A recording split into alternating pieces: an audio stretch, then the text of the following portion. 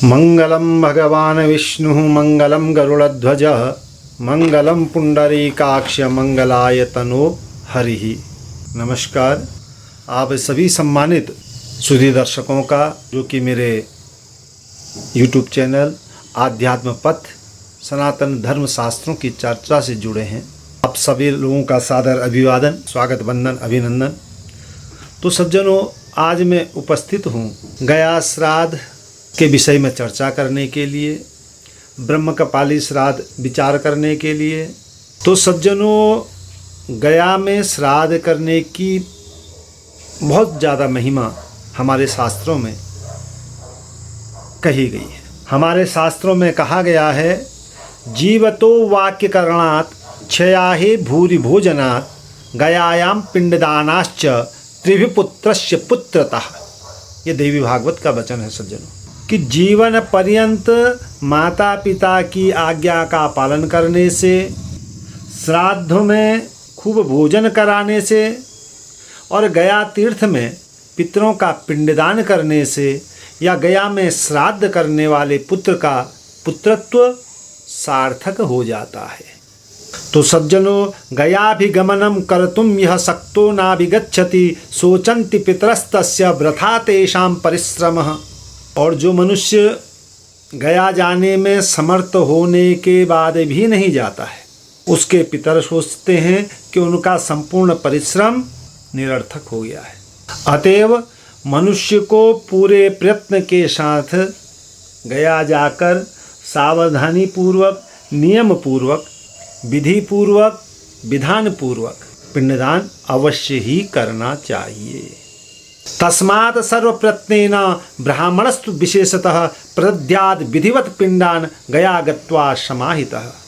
तो इसीलिए ब्राह्मणों के द्वारा कहे हुए मार्ग का अनुकरण करते हुए गया श्राद्ध को अवश्य ही करना चाहिए। गया श्राद्ध की बहुत बड़ी महिमा है सज्जनों। इसी प्रकार से जब इन वचनों को शास्त्रों के हमको मिलते हैं, हमारा भी कर्तव्य है कि हम उन पितृऋण से अवमुक्त होने के लिए श्राद्ध को अनिवार्य रूप से करें।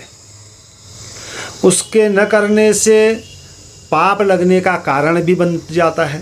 जो समर्थ है, जो सामर्थ्यवान है, उसे गया में अवश्य में ही पिंडदान और श्राद्ध करना चाहिए। लेकिन कुछ लोगों का भ्रम प्रचार है कि गया श्राद्ध के बाद, कुछ लोग कहते हैं कि गया श्राद्ध के बाद वार्षिक श्राद्ध आदि करने की भी आवश्यकता नहीं होती है।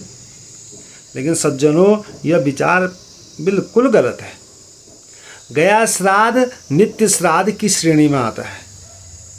इसे एक बार से अधिक बार भी गया में जाकर किया जा सकता है। और गया श्राद्ध करने के बाद भी घर में वार्षिक या स्या या एकोदिष्ट जो भी श्राद्ध हैं, उनको अवश्य में ही करनी चाहिए। उनको छोड़ना नहीं चाहिए, पिंड बनाना नहीं छोड़ना चाहिए, उनकी आवश्यकता भी नहीं है। तो इसी प्रकार से पिंड श्राद्ध की महिमा है। लेकिन सज्जनों, दूसरी बात है कि गया श्राद्ध के बाद भी नाम आता है ब्रह्म कपाल का।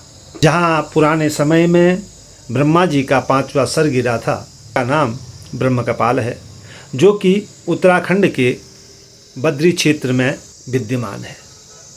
और ब्रह्म कपाल में भी पिंडदान करने का विशेष महत्व बतलाया गया है। हमारी सनत कुमार संहिता है, उसमें यह वचन आता है कि शिरः कपालम यत्रेत पपात ब्रह्मण पुरा तत्रैव बद्री क्षेत्रे पिंडम दातुम प्रभु पुमान मोहाद गयायाम दध्याद स पितृन पातेत स्वकान लभते च गतपसापम नारदैत मयोदितम।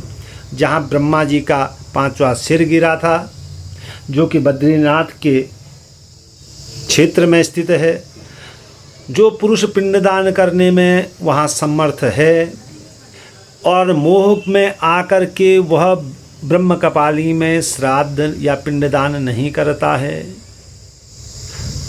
और मोह में आकर ही गया के पिंडदान को सब कुछ मान लेता है, तो वह अपने पितरों का अधः पतन करा देता है। ऐसा शास्त्रों में लिखा गया है। यानी कि पितरों के द्वारा वह पीड़ित होता है।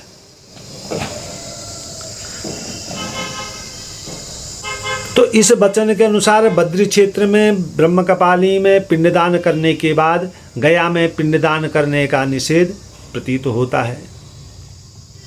विद्वानों में भी मतभेद हैं। बद्री श्राद्ध की प्रशंसा को बढ़ाने के लिए गया श्राद्ध की निंदा नहीं कही गई है।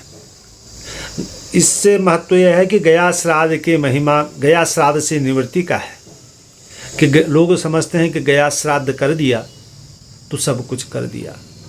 सज्जनों, ये नहीं है। तो गया श्राद्ध के बाद भी ब्रह्मकपाली में श्राद्ध करना चाहिए और जब तक हमारे शरीर में सामर्थ्य रहे तब तक घर में श्राद्ध इत्यादि कार्यों को करते रहना चाहिए। तो गया श्राद्ध ब्रह्मकपाली श्राद्ध कब काम करते हैं? जब हमारा शरीर समर्थ नहीं रहता है, श्राद्ध करने लायक शरीर में बल नहीं रहता है, हमारे पास सामर्थ्य नहीं रहता है। अतएव यह नहीं कि गया श्राद्ध करने के बाद पिंड नहीं बनने चाहिए। अगर आप लोग पिंड नहीं बनाएंगे तो द्वादशी में किसके साथ उस पिंड को मिलाएंगे? पिंड ही छोड़ देंगे तो सपिंडीकरण में अपने पिता इत्यादि जिनका जो है पिंड कैसे मिलित करेंगे? तो प्रश्न ये भी उठता है। तो इसी श्लोक में ऊपर आया है कि प्रभु पुमानः पद का अर्थ कि बद्री क्षेत्र में स्थित ब्रह्मकपाली में श्राद्ध करने का सामर्थ्य होने पर यदि कोई मोहवशात गया में ही अपने पितरों का श्राद्ध कर संतुष्ट हो जाता है तो उनके पितरों का अधःपतन हो जाता है। सज्जनों, तो इसीलिए मुख्य पक्ष है कि पहले गया में श्राद्ध करा जाए, फिर ब्रह्मकपाली किया जाए। ये सब कार्य जो है हमारे नित्य श्राद्ध हैं। निषेधाश्च बलीयांशः, इसी निषेध वाक्यों के अनुसार ही हम लोगों को कार्य करना चाहिए। अतएव गया में श्राद्ध करने की बड़ी महिमा है और बद्रिकाश्रम में स्थित ब्रह्मकपाली की श्राद्ध की भी बड़ी महिमा है। इन दोनों जगह पर श्राद्ध करने से हमारे पितृ संतुष्ट होते हैं। लेकिन कब? जब घर में आकर के हम उनकी मृत्यु तिथि पर भी श्राद्ध करें या महालय पर्व में भी श्राद्ध करके पिंडदान उनको प्रदान करें, जब तक हमारे शरीर में बल है तब तक। तो इतना ही आज के लिए।